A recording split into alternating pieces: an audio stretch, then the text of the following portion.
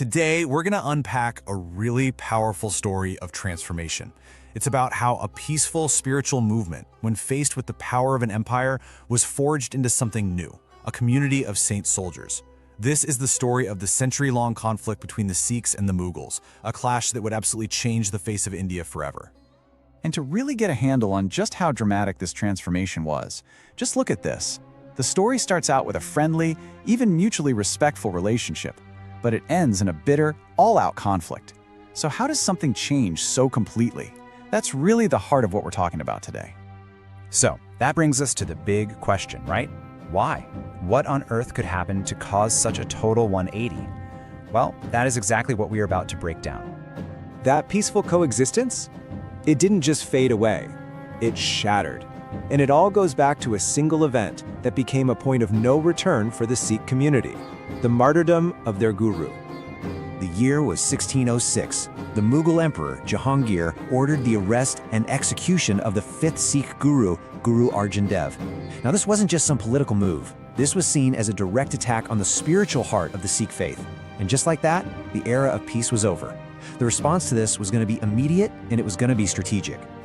So in response to this crisis, the Sikhs didn't just mourn, they organized. And this led to a pretty revolutionary new idea called Miri Piri, which was designed to bring together spiritual authority and worldly power. This concept was introduced by the sixth guru, Guru Hargobind. Let's break it down. You have Piri, that's spiritual authority.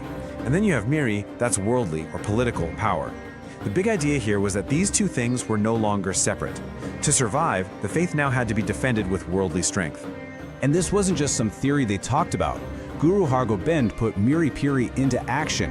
He started to militarize the Sikhs.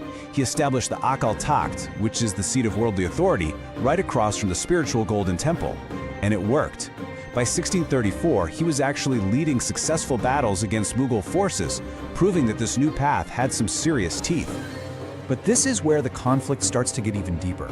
It evolved beyond just self-defense. It became a principled stand, not only for the Sikh faith, but for the very idea of religious freedom for everyone.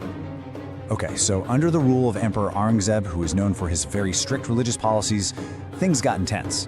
A group of Kashmiri Pandits who were facing forced conversion went to the ninth guru, Guru Tegh Bahadur, and begged for his help. And he didn't turn them away. He championed their cause, traveled all the way to Delhi to confront the emperor. For this act, for defending another community's right to their faith, he was publicly executed. This was a sacrifice for a universal principle.